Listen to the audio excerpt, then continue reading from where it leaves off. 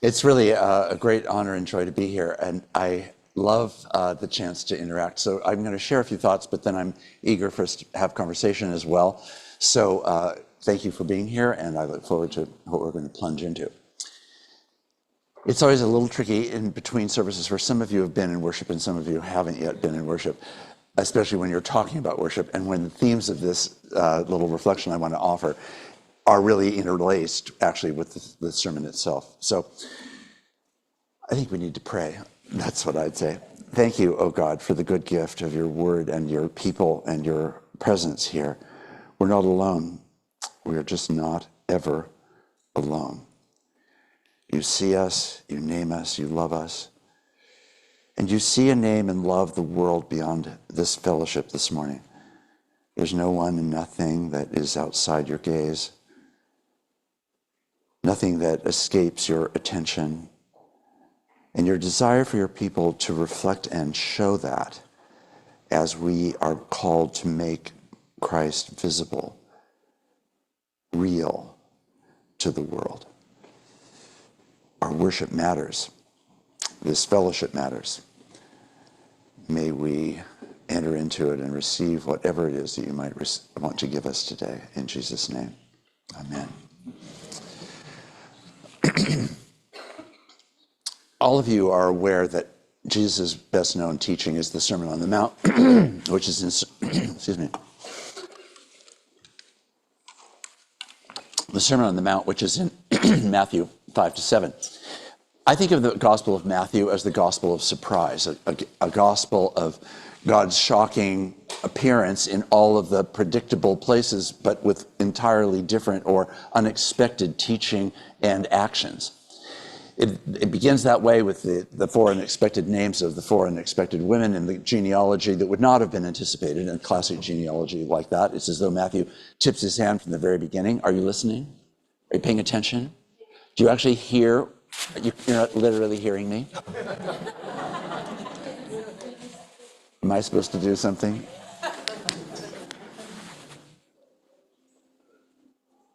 Is everything wired? Are you all hearing? Is it the volume that needs to go up? No. Okay, got it. Okay. So it's as though Matthew tips his hand at the beginning of Matthew 1 in the genealogy to say, it's just what you thought, and then it's actually not what you thought.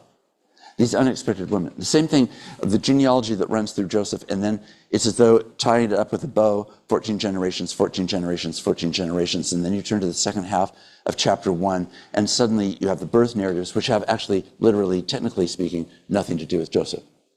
It all happens to be Joseph's vague role as a presence and a support to Mary, through whom this unexpected reality is going to unfold. Again, a shock. And it continues to go. It goes that way in the opening chapters all the way through and leading up to the Sermon on the Mount. Then you come to the Sermon on the Mount, and again, it is a teaching filled with both things that build on what has been given in the law and the teachings of Israel over the generations, and it is a teaching that extends and expands and is meant to awaken Israel and the people that are hearing the sermon to a new kind of life. And at the end of the sermon, in a well-known way, Jesus simply says, now, please do not stand at the door at the end of this sermon and say to me, thank you, Pastor, good sermon. That is absolutely not what this is about.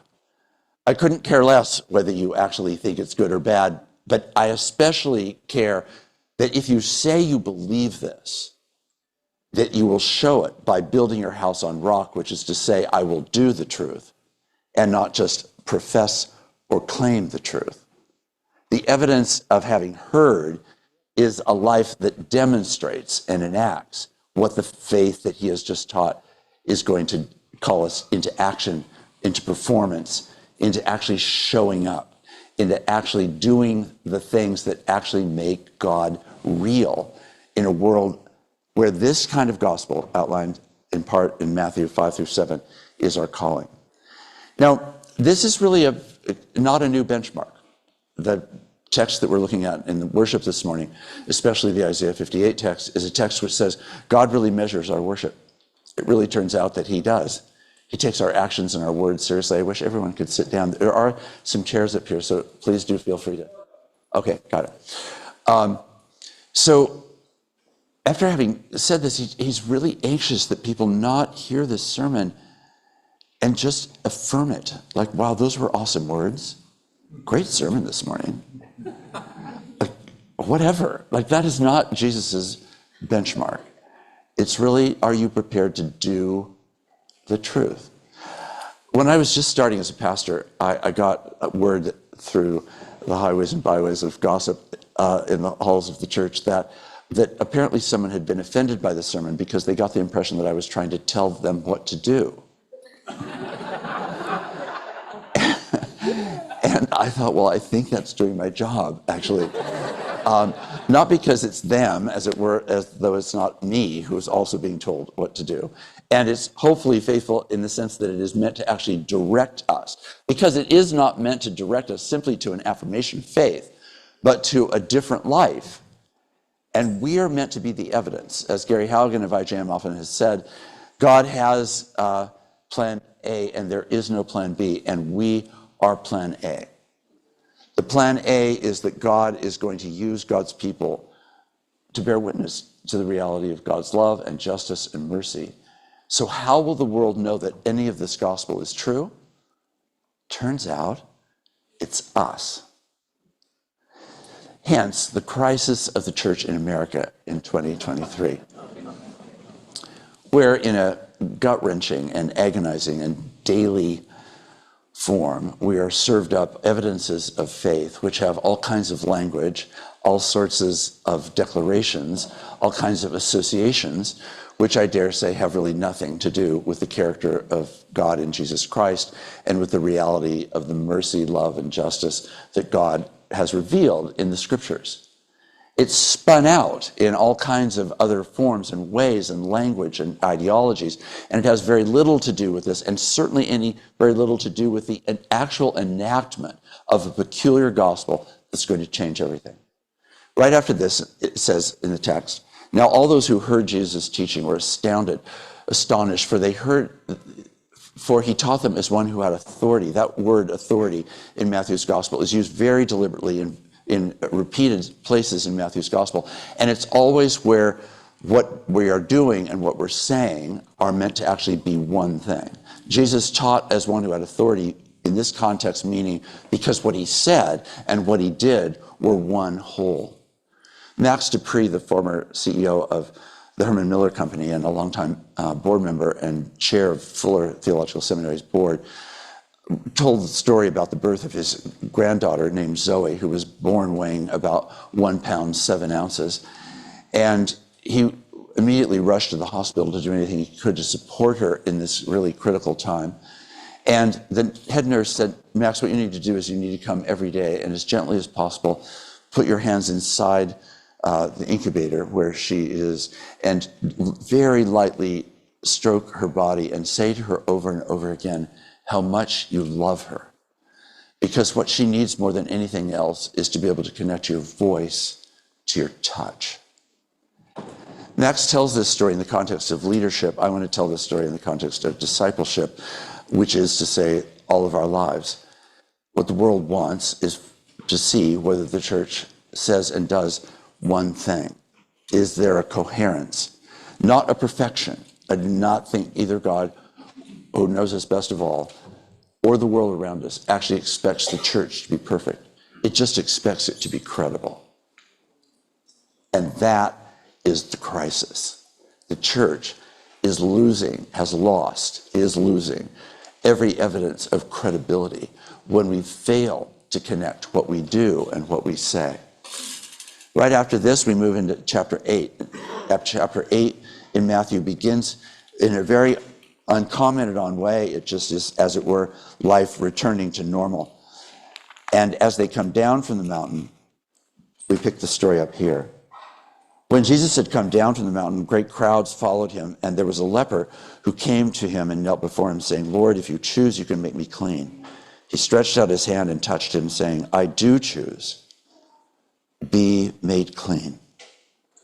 Immediately his leprosy was cleansed. And then Jesus said to him, "See that you say nothing to anyone, but go show yourself to the priest and offer the gift that Moses commanded as a testimony to them."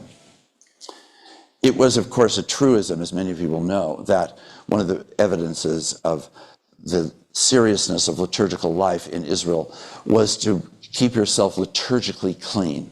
And that meant not touching what was considered unclean, and therefore not certainly having bodily contact with a leper. So the leper's obligation was to declare themselves in the world as they moved through space, saying to anyone who might listen, "Unclean, unclean, unclean," which everyone knew meant stay away, stay away, stay away. Imagine the courage of this leper then to say in this crowded moment where Jesus is moving through the crowd, not only to not say unclean, unclean, but to say, "You could make me clean if you choose." The courage of that is just a remarkable expression. And Jesus, it's as though he had just preached the sermon and the echo is still in his mind. It's not a big deal if you love those who are like you or those who like you. It's what do you do with the people who don't fit those easy categories? What do you do with the human being who has leprosy, who is crying out for you to be present? And Jesus, as we know, stops, hears the man's cry, takes it all the way in, touches the man, heals him, and guides him in what he should do from there. It's an amazing moment. The question at that moment is, what will you do with people who stain you? We may not live in a world around us these days that has a lot of leprosy, but we definitely live in a culture which earmarks all kinds of people as stain-carrying. It's not this one way of understanding the political rhetoric of the moment, the harassment and intimidation and anger and bitterness and division that separates human beings from one another, and the church itself being divided because there are people who might stain us and we have nothing to do with them, whoever the them might be. In the context of that, Jesus is saying, so I've just preached this really great sermon. Brunch was my hope. It turned out that it was actually a leper, and it turned out, am I myself going to build my house on rock or on sand? Am I myself going to do the truth, or am I not? So what do you do with people who might stain you?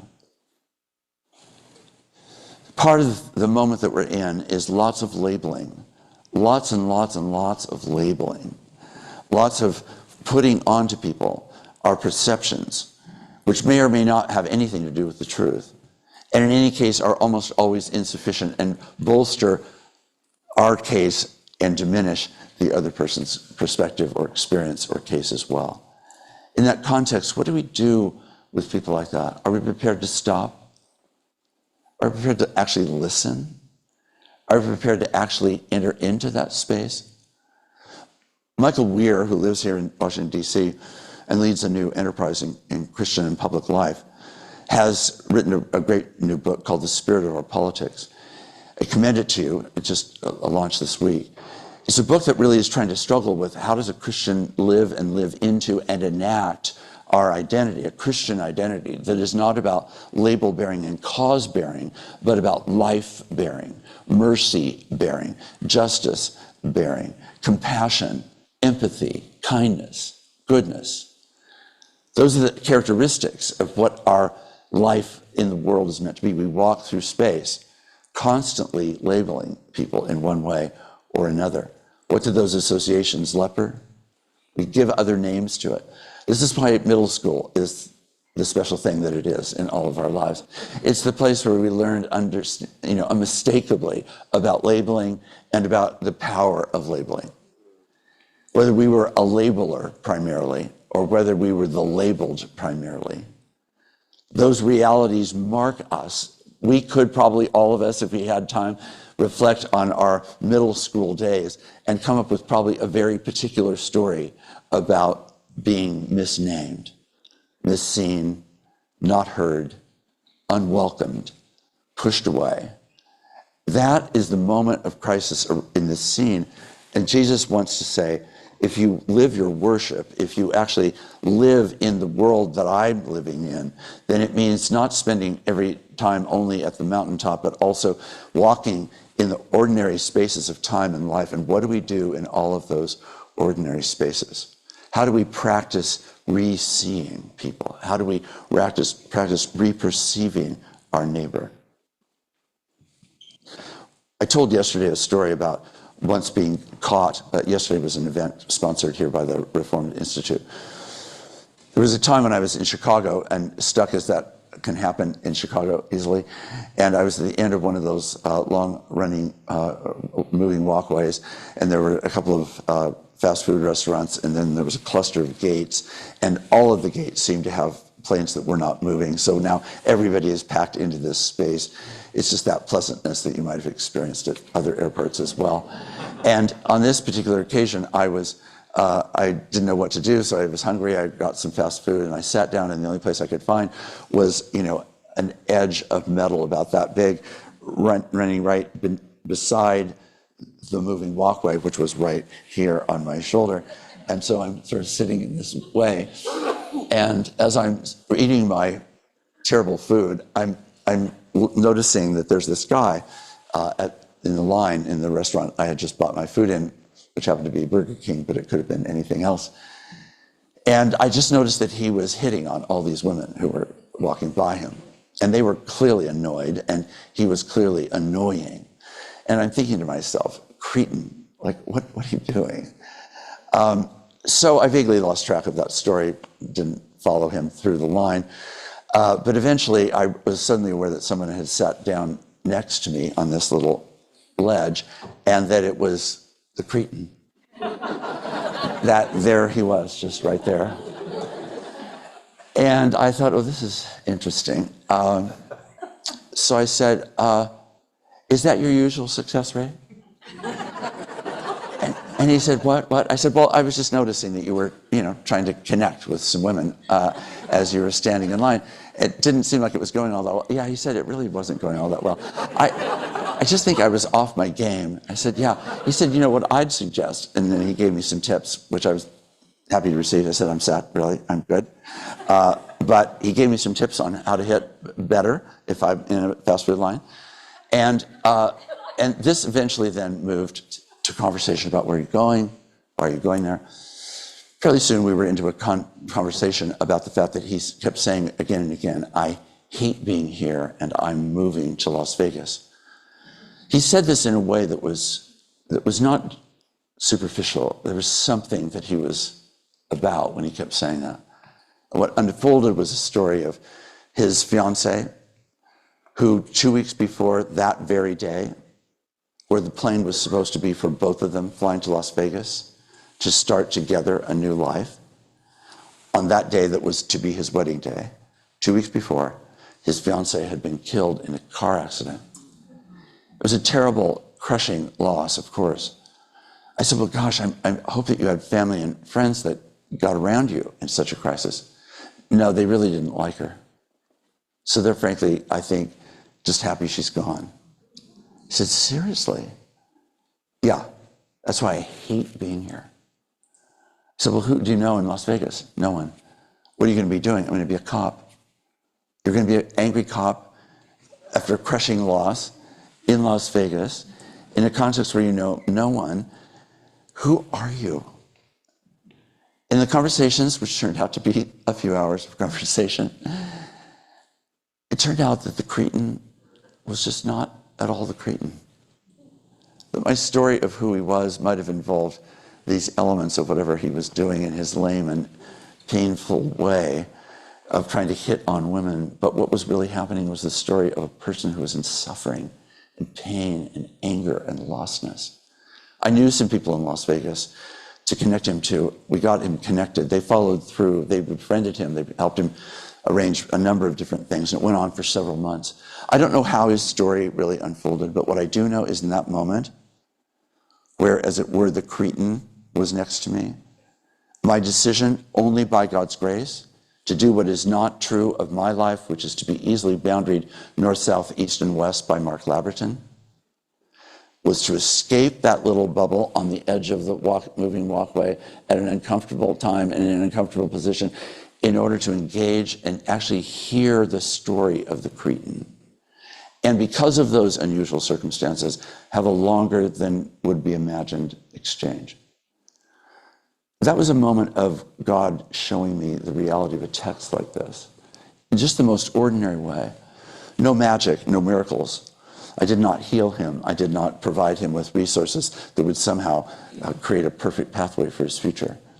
What it did do was rewrite something of my own heart in the process of perceiving and hearing and naming and engaging with people who might, quote, stain us.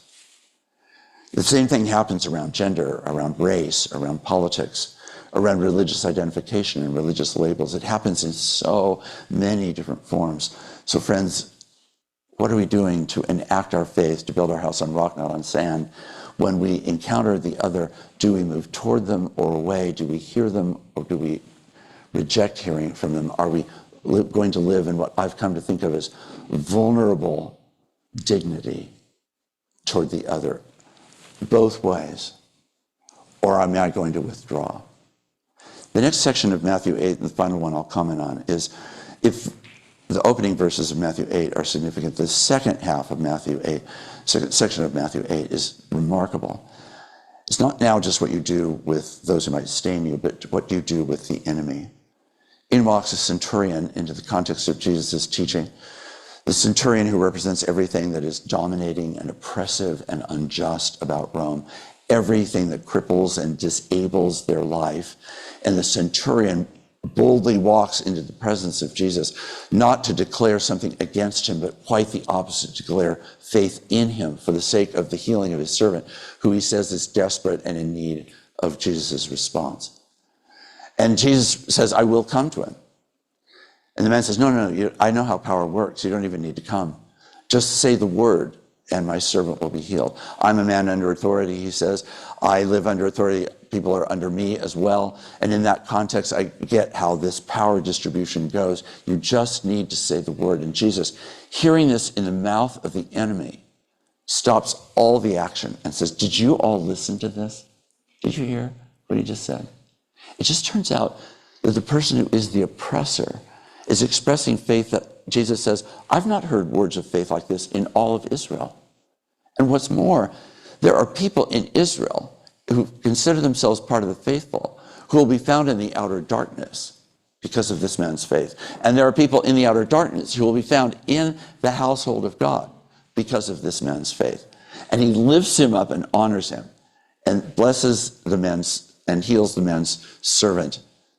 And the pericope comes to a close. What do we do with enemies? We do live in a labeling society with lots of people who are stainers, but also people who are now living in contexts where people that may once have been close see one another as enemies, where political parties see one another as enemies, where nations see one another as enemies. Power and power distribution and collision like this is not in any way unusual. It's just that it really matters if you're going to live as a person in the kingdom of God. And if you're going to not just hear the sermon and say, wow, that was a great word, but actually live the word, then what you're going to do with enemies actually tells how your worship's going, how your allegiance is going, whether you actually are prepared to show up in a way that actually lives the reality of this kind of engagement. So friends, we really have to ask ourselves, this is the time when would it not be a wonder of God's grace if the reputation of the church in the world was, just don't go near the church if you don't want to be loved. Just don't go near the church if you have any stake in either finding or seeing enemies. Because those churches, they just don't live that way. They live in a way that says we might have significant differences and we can honestly name and discuss and so forth, all of those realities. But actually that kind of reality, that this thing called the church, is unbelievable. Because it just turns out that they love people who stain you and they love people who are enemies. Because why? Because it just turns out that they really understand that they were enemies, not least to God, as well as to one another. But they found this thing called the grace of God, which has reordered power and allegiance and alliances and reliances in all kinds of different ways, so that in fact, the peculiar people of God show up as enemy lovers, for we are people who are called to follow an enemy-loving God. We're the people meant to show what it means to lean into enemyhood with compassion, with truth, with an acknowledgement of genuine danger. Let it be said that a pericope of my own on this, whenever I talk about these themes, is an acknowledgement that not all enemies are people that we should be near to. Not all enemies are people that we can actually dare to allow into our physical space. The rate of abuse, sexual harassment and abuse, racial harassment and abuse, there's all kinds of contexts where, in fact, I believe there is in the kingdom of God an appropriate, healthy boundaries. But I want to also suggest that the ordinary enemy just doesn't turn out to be any of those people. They're just people that we don't like, people whose opinions we especially don't like. And in the context of that, people who are opposing things that we consider to be primary, what are we going to do about that? It has been said that if the God that we worship hates all the same things that we do, it's probably not God that we worship. It's probably some other thing that we worship, something that has more to do with our social location, our life experience, our perception of the other, etc. Jesus is aligning the community of faith around first doing the truth, which includes reordered power and love, and then doing that in a context that involves stainers in this first case and enemies in the second. So much more could be said about all of this, but for the sake of having some exchange and conversation, I'll stop there and ask, are we building our houses on rock or on sand? Thank you for the presentation, Mark. My question is, you focus in your comments on individual, what I'll call individual salvation. What do you, looking at collectives, churches, congregations, what do you see, what reflections would you share with us about the dangers for congregations, particularly wealthy congregations, of living out Christ? Right. Thank you. Such an important question. So I do think that Jesus' teaching is really principally always meant for communities of faith. It's not really meant for individuals alone, as though the instruction of this or the purpose of the Sermon on the Mount is for an individual personal journey, as though it is separated from the wider life of the community. In other words, it's only possible to live the kind of life, first of all, that Jesus is describing individually if we are part of a community. We literally can't do this without others joining us. Now, there's all kinds of places in church history where Christians have had to live in extreme suffering and persecution, where in fact they may spend long periods of time and experience it in personal isolation. But in the whole, the portrait that Jesus is painting in the Sermon on the Mount is of a communion of people who seek to live this different kind of life in the world. So, which then means that the collective question, the question of how this socially structures itself, is so significant.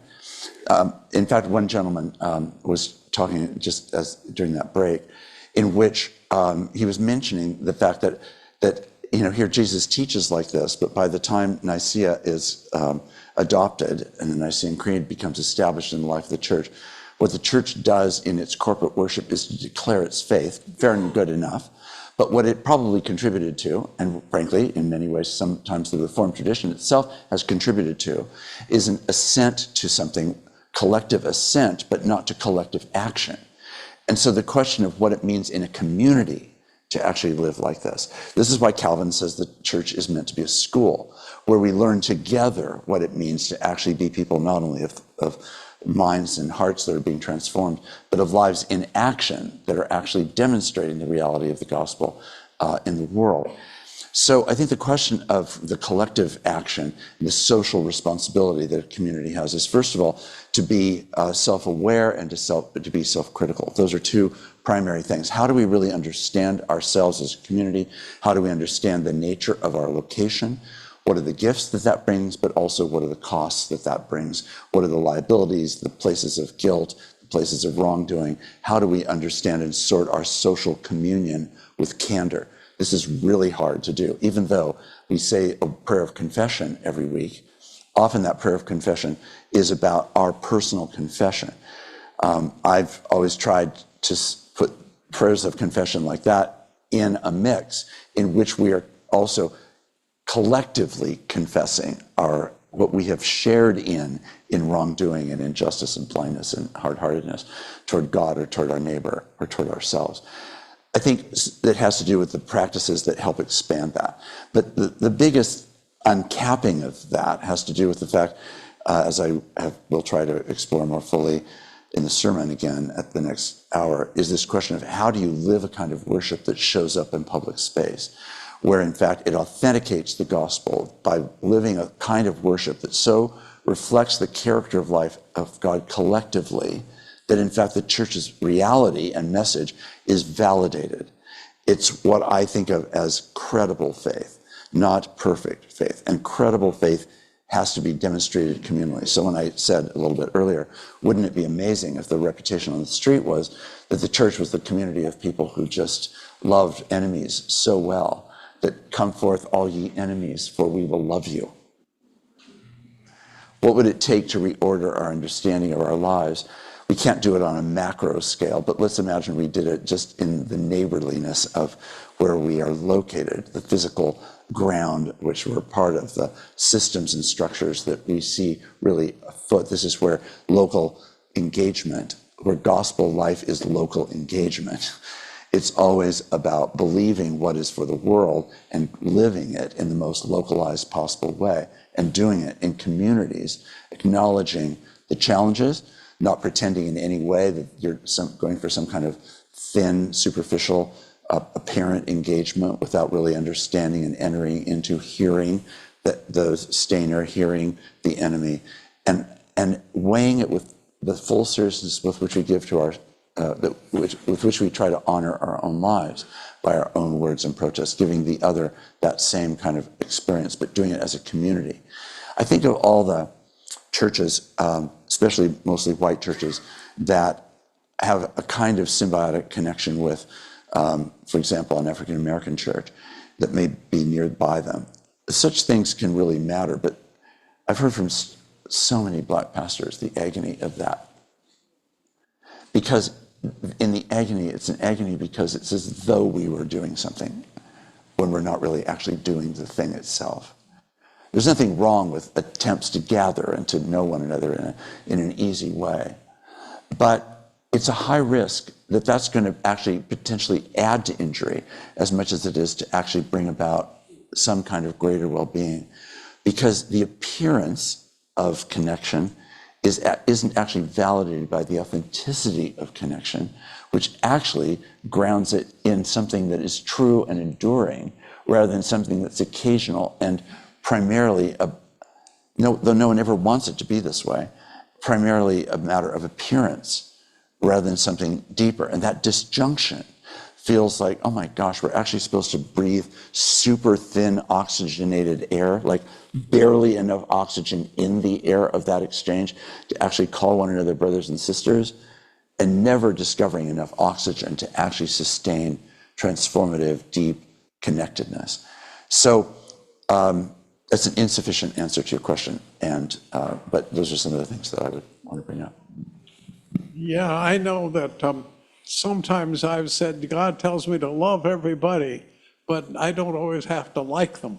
Yeah, that's not a category the New Testament offers us, but I do find happy solace in that as well. I acknowledge that we are not called to liking. That isn't a category that is in the parlance of the first century Jewish faith. But the fact that sociologically we may still struggle a lot with the difficulty of who a person may be and how they speak and what they believe, but let's at least move toward them. It's sort of like if loving enemies is the gold standard, then let's not assume that we're going straight for the Olympics. Let's take an Olympic journey seriously and at least begin with earnestly trying to love people who are, I don't know, like annoying. Do you know any people who are annoying? Are they sitting next to you this morning? Do they live in your house and maybe they sleep in your bed? Like, how does all that annoying business go, right? And how do we learn to love annoying people? How do we learn to love people who are really irritating? We build up our muscle strength, our capacity to grow in love, that a heart that expands to reflect more of the heart of God. Thank you, Dr. Labberton.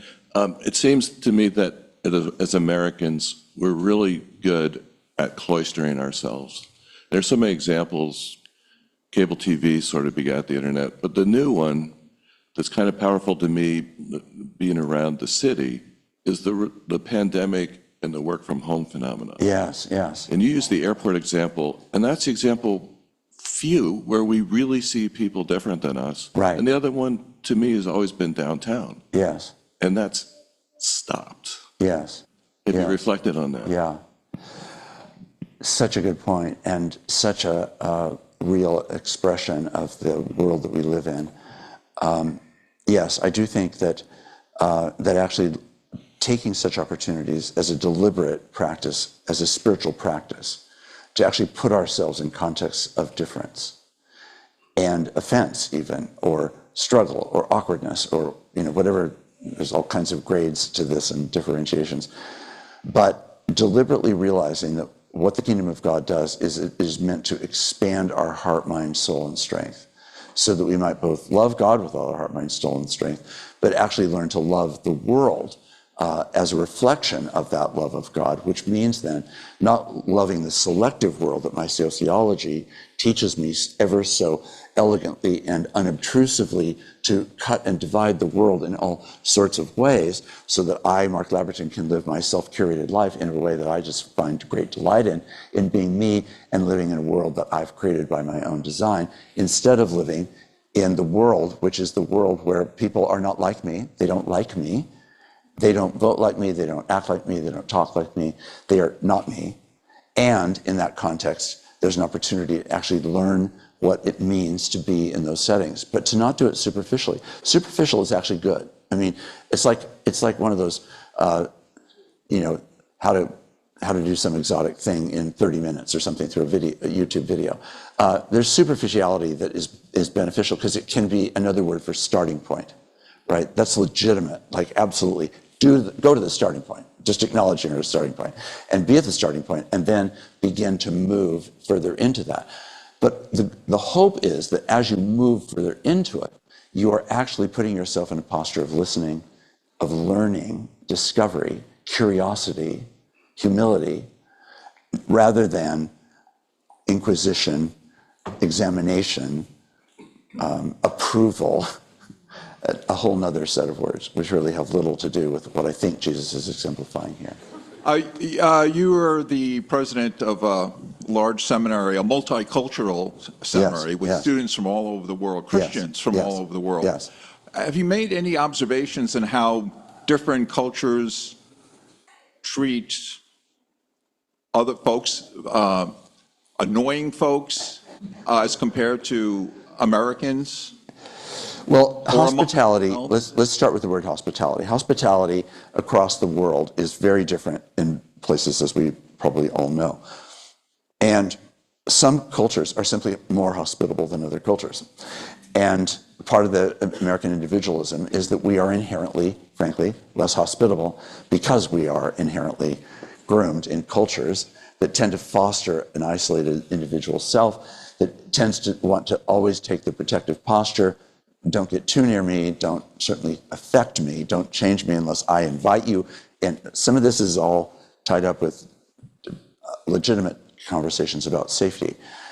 But when you have conversations, as I frequently do, with people whose cultures are completely different, their sense of hospitality is really very different. It might be that a person's life and circumstances still need to be treated with legitimate safety boundaries, but there's a greater readiness in many other cultures than ours to actually extend hospitality regardless of that, which is why even sharing a cup of tea, for example, which is not the same as extending the full meal in many different kind of Middle Eastern cultures, for example, is such a big deal.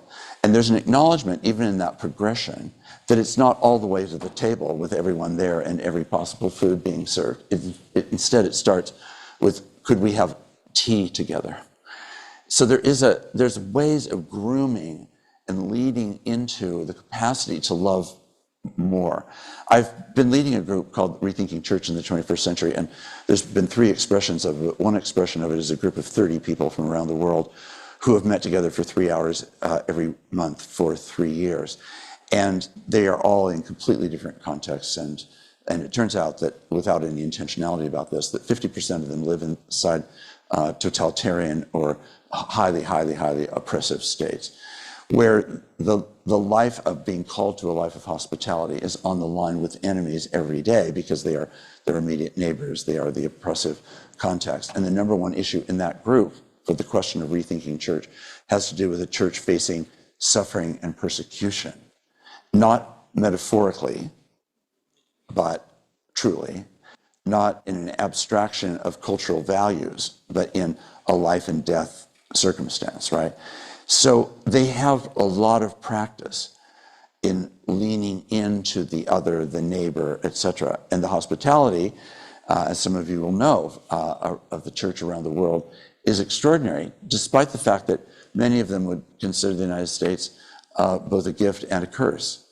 And they would find a visit from an American both wonderful and hugely problematic.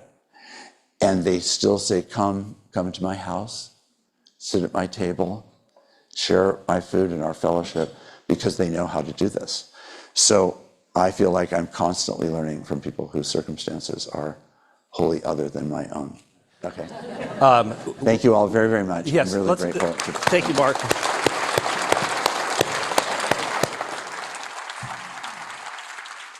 And thanks to all of you who joined us here, 150 of us here in Stone Hall and several more online.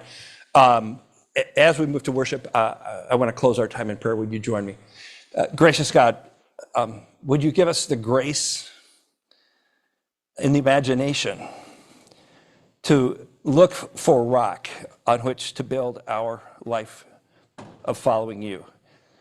And may we find even starting points. May we be on the alert for ways to practice the hospitality that you call us to, and not just hearing, but living the words of Jesus.